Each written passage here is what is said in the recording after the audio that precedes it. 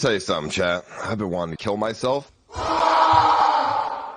Welcome back to Landon Tells, everyone, where I, Landon, take a look at various social phenomenon happening not only here on YouTube, but in real life. While I continue to work on this Ice Poseidon documentary, co-produced by r/Ice Poseidon 2, the Ice Poseidon script continues, with L after L battering the fragile ego of one Paul Denino. But when I have one bad stream, I feel such a fucking bitch right now, man.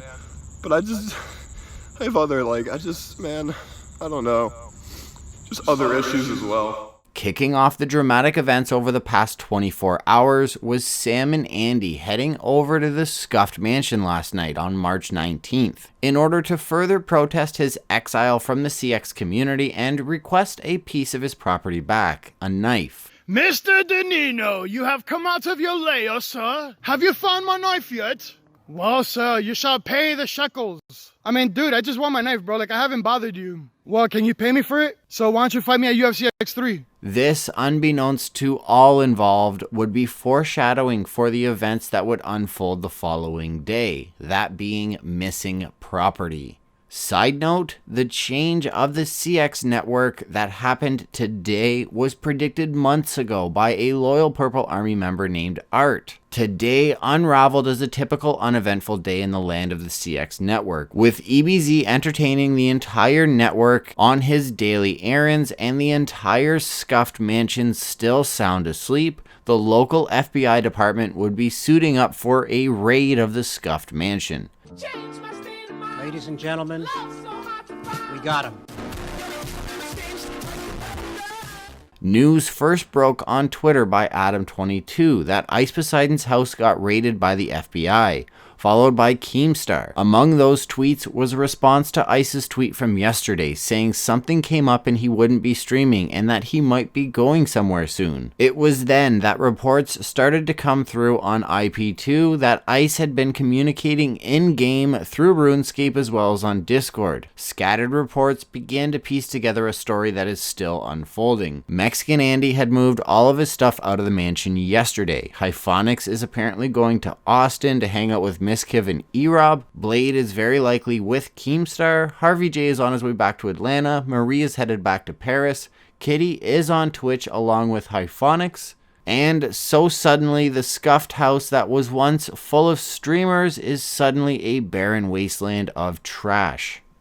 Chat, look, it's the CX mansion. Look at it. It's beautiful. It's exactly how I pictured it's going to be. There's all the garbage over there. More garbage. Nice. This is their beds. It's beautiful. Some more garbage. Machines that they wanted to get working. This is where they're supposed to stream. Only desktops.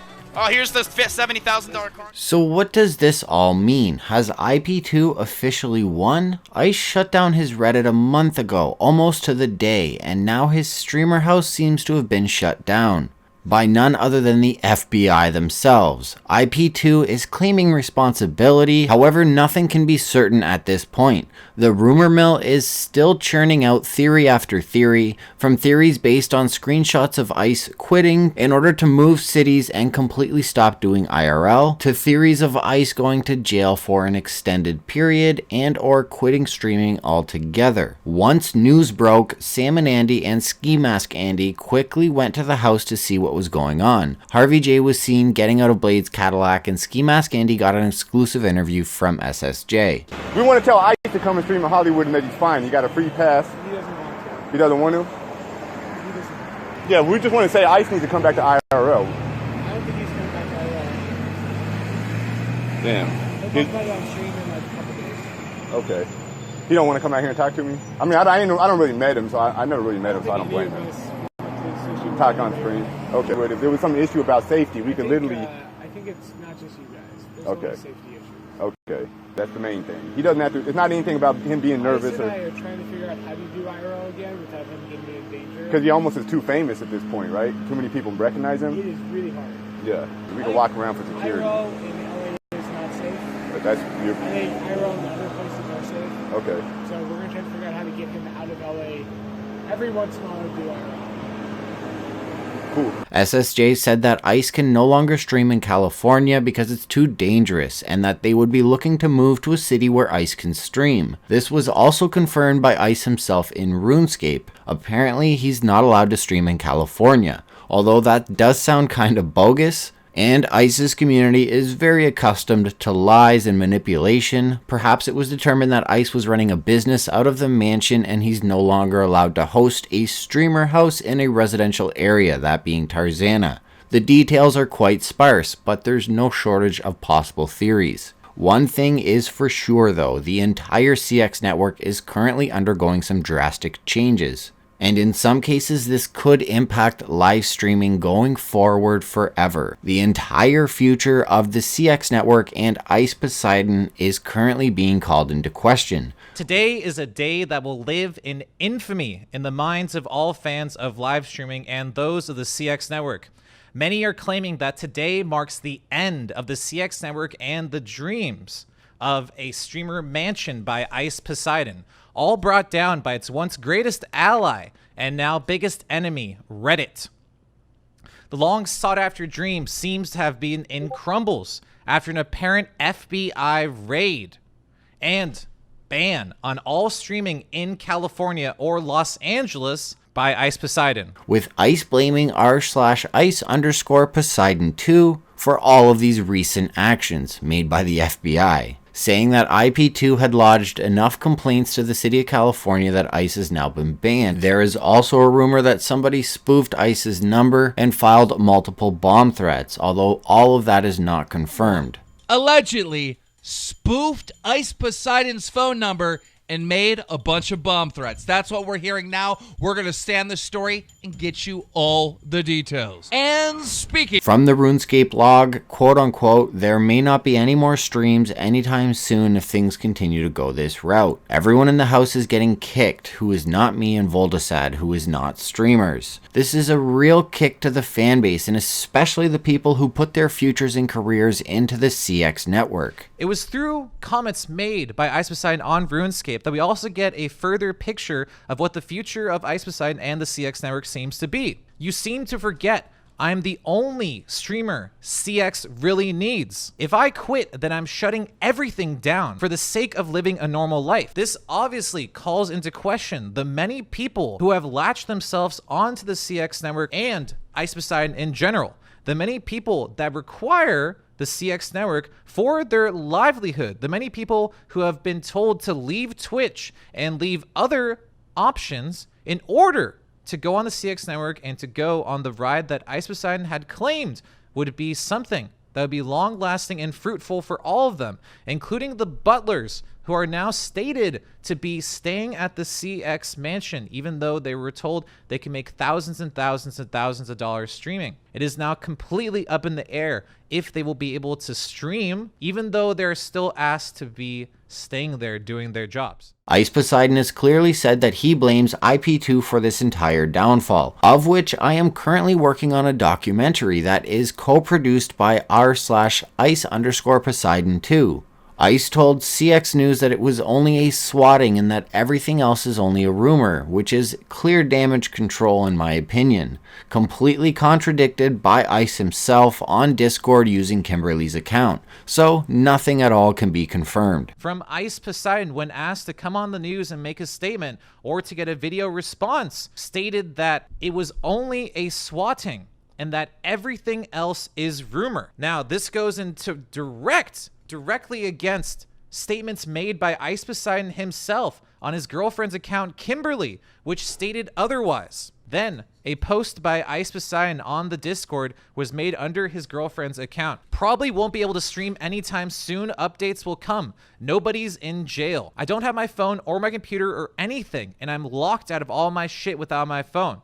I'm just not able to do anything right now, and I'm stressed the fuck out. I don't know what to do. FBI took all of our stuff. Secret Service too, which seems to go directly against statements made to CX News, saying that this was merely a swatting.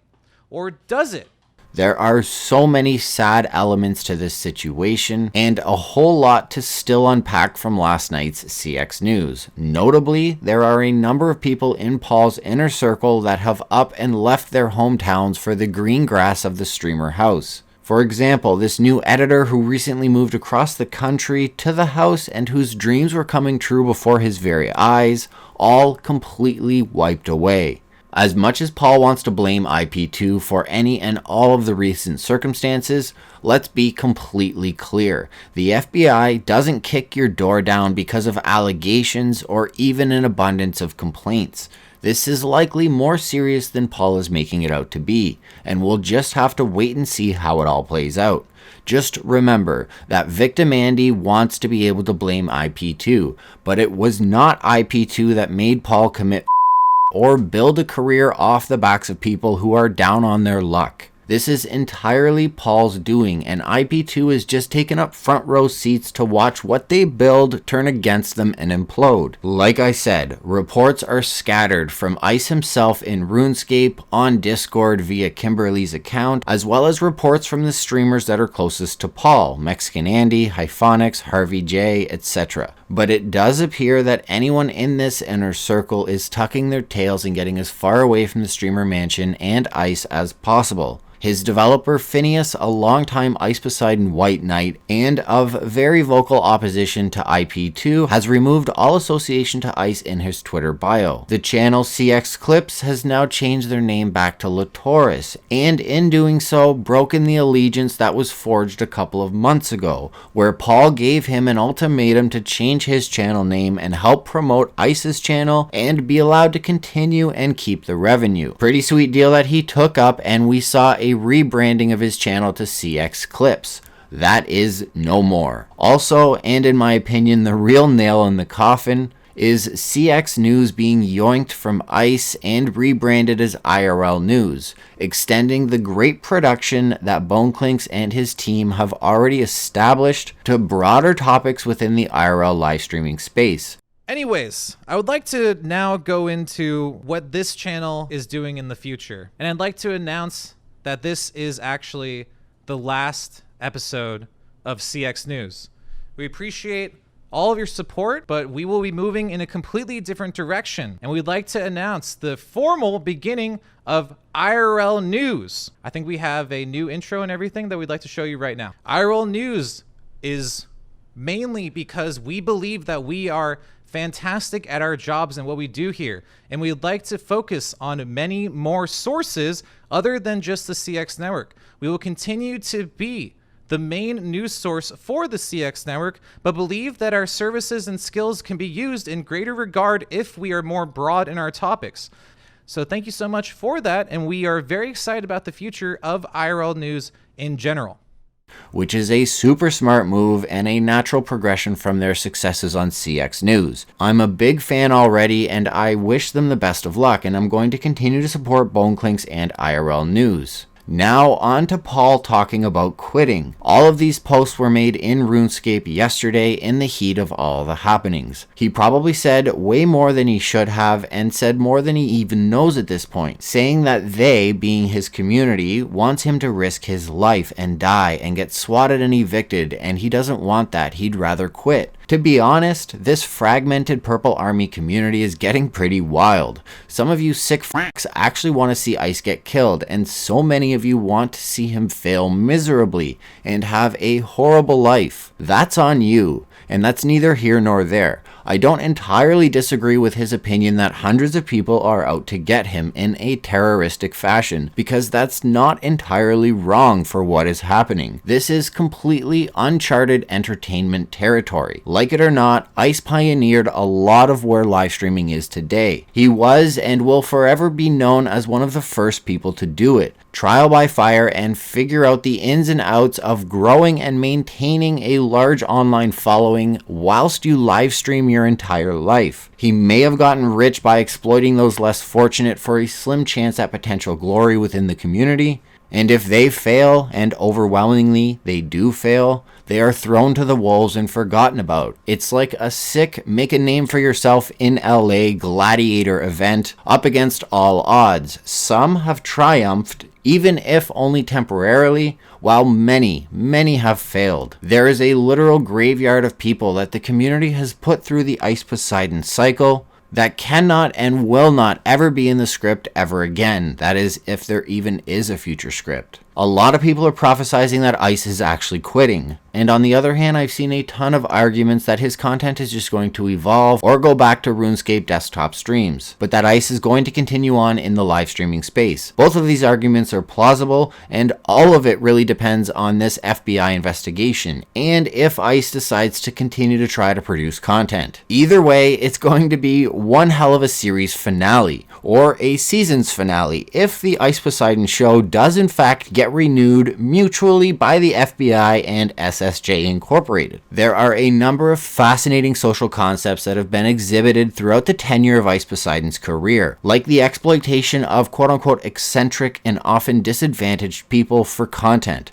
all of the fraudulent giveaways and what have you to entice those financially unstable and desperate people, or even how Ice pioneered live streaming in his very scuffed and unique way, leading to him getting involved with people and circumstances that he didn't quite understand, potentially leading to a serious FBI investigation or him significantly changing his streams to safer desktop streams. All of which I plan to cover while I continue to work on this documentary, which by the way is open for suggestions and assistance in its direction, or if any of you have any ideas as to how it should be developed. Make sure, as always, to comment your thoughts and hit that like button. Join the Discord if you want to have a conversation about where this documentary is going, and any suggestions for future content is welcomed. Thank you once again for spending a few moments of your day with me, and I'll catch you all in the next video. Ice Poseidon would find himself in a plethora of public scandals and community backlash. Go.